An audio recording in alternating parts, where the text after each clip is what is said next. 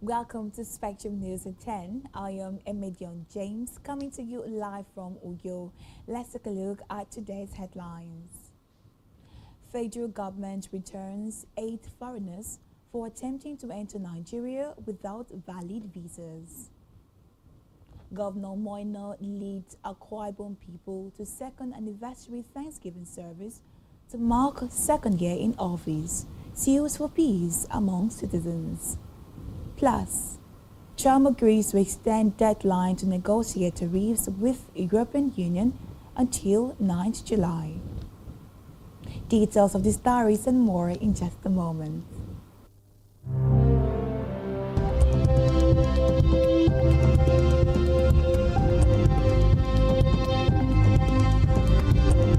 Without valid visas. The minister, who made this known during an interview, stressed that the ministry will no longer tolerate the entry of foreigners without proper documentation. Tunji Ojo revealed that he met with the airline operators of Nigeria last week to discuss new enforcement measures concerning the entry and exit of individuals into the country. He warned that sanctions could be imposed on airlines that violate immigration protocols by bringing in passengers without valid visas. Now to the Green Chambers, where the House of Representatives has begun legislative action to prohibit commercial surrogacy in Nigeria and establish a framework to regulate the practice solely for non-commercial altruistic purposes. This follows the introduction of a bill for an act to protect the health and well-being of women, particularly in relations to surrogacy and for related matters. The bill, sponsored by Uchenna Okonkwo, who represents Idemili North and Idemili South Federal Constituency of Anambra State, was presented on the floor of the House. The proposed legislation, which is expected to return for a debate next week, seeks to ensure that surrogacy in Nigeria is safe, ethical, and regulated. It specifically focuses on protecting the right and health of women involved in surrogacy arrangement. The bill proposes a maximum penalty of 2 years imprisonment, a fine of 2 million naira or both for anyone found guilty of violating its provisions. From the judiciary, the Chief Justice of Nigeria, Justice Kudirat Kukere-Ekong, has approved the reconstitution of a caretaker committee for National Sports Association for Judiciary (NASAJ) following internal leadership crisis within the body. Appointed to head the new committee is Mohammed Suleiman, Head of Audit and Intervention at the Supreme Court of Nigeria. Other members include Ibrahim Isaac Awak of the Federal High Court, Al-Khalid Ahmed from the National Judiciary Institute, and Aliyu Mahmouda. Also on the committee are Abdul Rufai Massa, representing the Federal Judiciary Service Commission, Matthew Omaru from the Court of Appeal, Solomon Isaac of the FCT High Court, and Gabra Sudan from the Supreme Court. The restructuring comes after a breakdown in leadership led to the CJN CAR being held simultaneously in Delta and Mina, highlighting the divisions within NASA's National Executive Committee and Congress.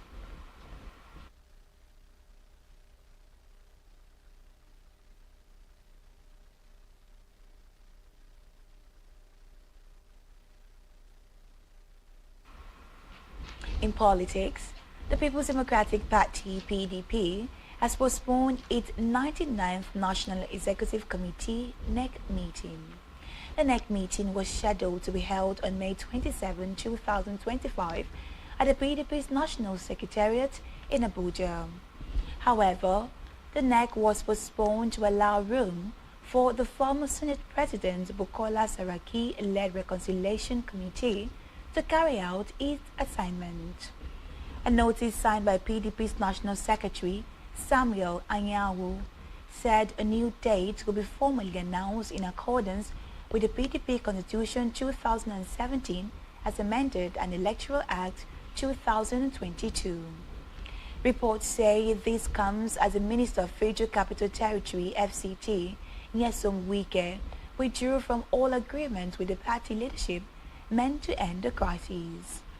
Wike, who claimed to have been fighting for PDP survival since 1998, accused some party leaders of flaming the crisis, hence his decision to withdraw from all agreements. Away from that, the Nigerian Communications Commission (NCC) has directed telecom operators to notify consumers of significant service disruptions via media platforms. The directive stated that affected consumers are to receive proportional compensation, including extension of service validity in accordance with the Consumer Code of Practice regulations. According to a statement by Nnenna Ukoha, acting head of public affairs at NCC, operators are expected to disclose the cause of outage, the affected areas, and the estimated time for service restoration. The move is reportedly a part of the Commission's effort to ensure timely resolution of service outages, improve the quality of consumer experience, and keep users well informed. NCC stressed that consumers must also be informed 1 week in advance where operators have planned service outages. Back here, Akwa Ibom State Governor Pastor Moino has called on indigenes of the state to join hands with him to maintain a peaceful, united Akwa Ibom State. Speaking of the achievement of his administration within the last 2 years, the sustenance of peace and unity amongst individuals and groups in the state were the most important and have been the foundation for his government's success. He appreciated all the past governors of the state for their respective impactful contribution to the growth and development of the state. Governor Eno, who has since assumption of office abhorred every form of disrespect for elders, recalled with gratitude the role of Obong Victor Atai in the onshore-offshore dichotomy struggle, which led to the availability of more resources to the state. Emmanuel, giving message with a song, composed from Psalm 124, appealed to all Akwa Ibom people to, in the spirit of the anniversary, forgive all past leaders in any way they may have erred, and all who must have done one wrong or another, and let peace continue to reign in the state. The governor commended President Bola Ahmed Tinubu for his foresight and bold policies, which has ensured the state now have more funds to carry out audacious and impactful projects. He urged the congregation to support President Tinubu and the Senate President to succeed. In his remarks, President of the 10th Senate, Senator Godswill Akpabio, represented by Senator Ekong Samson, congratulated the governor on his successful second anniversary with remarkable achievement and assured that members of the National Assembly will continue to support and collaborate with the governor to project the interests of the state. Speaker of the State House of Assembly, Elder Odeme Otong, appreciated the governor for being needed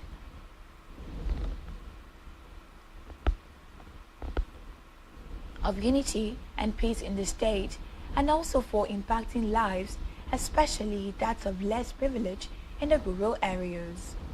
Also speaking, the Minister for Petrol, Obongimem Ekwerekweekbo, described Governor Eno as a man of peace and great unifier, charging Akwa Ibom people to emulate Eno's leadership style by developing a culture of peace, love, unity and humility to sustain the current atmosphere in the state.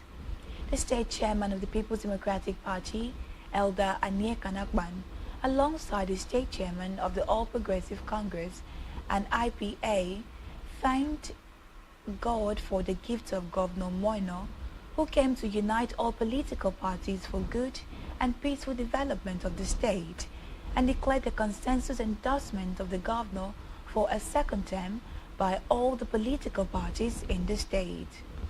Government House correspondent Jen Owa reported that the event featured sessions of press, worship, hymns, choir ministrations and special prayers for the country, state and the governor and his administration. We move now to Africa, where Uganda has officially suspended all military cooperations with Germany, accusing German Ambassador Matthias Kuha of engaging in subversive activities and supporting anti-government groups. The Uganda's People Defense Forces UPDF made the announcement following intelligence report, marking a sharp escalation in diplomatic tensions. The UPDF claims Ambassador Skuha was involved with so-called negative and traitorous elements within Uganda, allegations that stem from a private meeting with President Museveni's brother. Germany, which has yet to respond publicly, has long supported Uganda with the military logistics and technical assistance. Reports say bilateral trade between the two nations reached over $335 million in 2023. On the foreign scene, U.S. President Donald Trump has agreed to extend a deadline to negotiate tariffs with the European Union until 9 July. It comes after President of the European Commission, Ursula von der Leyen, said she had a good call with Trump yesterday, 2 days after he expressed frustration with the pace of negotiations with the EU and threatened to impose 50% tariffs. Reports say Trump had last month announced a 20% tariff on most EU goods, but later halved it to 10% until 8 July to allow time for negotiations. Meanwhile, Trump yesterday confirmed he will extend the deadline to negotiate the 50% tariffs to 9 July. Still on the foreign scene, Japan's new Foreign Minister Shinjiro Koizumi has said that the country's embattled government would release reserve rice directly to large retailers in an attempt to bring down prices for consumers after the recent spike. Koizumi said the strategy in recent months of auctioning rice from the government's strategic reserves has failed to reduce store prices. The Foreign Minister added that the rice will hit shelves in early June at the earliest, and the volume of rice the government will release will be 300,000 tons, and it will be expanded if demand is strong. Reports say the cost of stable has soared in recent months, creating a major headache for Japan's unpopular leadership ahead of upper house elections due in July.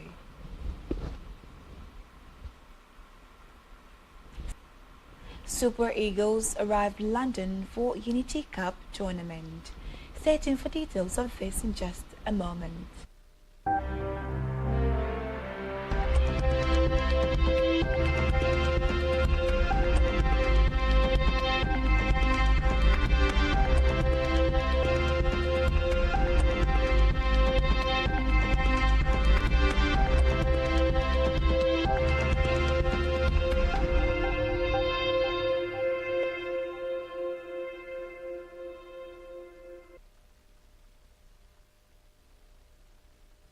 For staying tuned. On a business news, the Federal Ministry of Industry, Trade and Investment, in collaboration with the United Nations Development Programme and Uganda Airlines, has officially launched the Nigeria East and Southern African Air Cargo Corridor, a transformative export initiative under the African Continental Free Trade Area framework. Speaking at the landmark event held on African Day at the Nnamdi Azikiwe International, that the new air corridor will provide Nigerian exporters with access to 3 key African hubs, Uganda, Kenya and South Africa, with air cargo rates discounted between 50 to 75% reduction in logistics costs, including regulatory charges. The initiative marks Nigeria's key campaign promise by President Bola Tinubu to accelerate the diversification of Nigeria's non-oil exports by leveraging the opportunities presented by the AFCFTA. Specifically designed to empower Nigerian enterprises, particularly MSMEs, the initiative enables them to expand into African markets with greater confidence, lower cost, faster delivery timelines, and reduced risks. Still in business, the Nigerian Extractive Industry Transparency Initiative, NITI, has introduced a comprehensive energy transition and climate accountability framework aimed at repositioning Nigeria's extractive sector for climate-resilient governance and sustainable development. Unveiled at a statutory meeting at the NITI National Stakeholders Working Group held in Umuahia, Abia State, the new framework aligns with Nigeria's National Energy Transition Plan, international climate obligation under the Paris Agreement, the Sustainable Development Goals, and the 2023 Extractive Industry Transparency Initiative standard. A statement signed by the NITI Executive Secretary, Oji Ogunbonaya, said the framework redefines NITI's role in energy transition by introducing a transparent and accountable mechanism for monitoring climate-related risks and reforms across the oil, gas, and solid mineral sectors. In health, medical experts have debunked the claims that voluntary holding back urine or delaying urination could cause kidney disease, describing it as untrue and without scientific backing. The physician said there was no evidence to back such a claim, noting that only people battling urinary tract obstructions were at risk of developing kidney diseases when their urine flows backward. Speaking with journalists, the expert, consultant nephrologist Dr. Babalawa Bello and a public health physician, Dr. Aliyu Sokomba, said there was no study to prove that holding back urine voluntarily can cause kidney failure. Bello, a kidney expert with Lagos University Teaching Hospital, explained that there is a form of kidney disease caused by obstruction of the urinary tract. Now to sports, where 10 home-based Super Eagles players and officials arrived London today for the Unity Cup Invitational Tournament. The players are Captain Ahmed Musa, Ifeanyi Onyebuchi, Papa Daniel, Nduka Jr., Sadiq Islamalai, and Walid Ojotoye. Others are Collins Ugwezu, Xavier Isaac, Abubakar Abdamu, and Siroki Alima. All local-based players invited by head coach Eric Chell. They will be joined by their foreign-based counterparts later today. The Super Eagles will face perennial rivals Black Stars of Ghana in the first game at the GTech Community Stadium, Brentford, on Wednesday. Still in sports, Real Madrid forward Kylian Mbappe has won the season's European Golden Shoe. He has won the prize ahead of Liverpool's Mohamed Salah and Sporting Lisbon striker Victor Gyökeres. In his debut season in Spain, Mbappe finished with 31 goals, totaling 62 points. Gyökeres netted 39 goals in the Portuguese top flight and totaled 58.5 points. Salah came in third place, scoring 29 goals as the Red lifted the Premier League. The Egyptian totaled 58 points. Mbappe is the second French player in history to win the Golden Shoe after Thierry Henry. On Entertainment News, A Nollywood film set thrown into a scene of chaos after actor Godwin Ndiadikwe suffered a severe injury resulting in internal bleeding that required immediate hospitalization. In a series of posts, according to the actor, the incident occurred when fellow actor Zubi Michael allegedly kicked him violently in the chest, causing the internal bleeding that led to his hospitalization. He added that the kick was neither scripted nor approved by the management.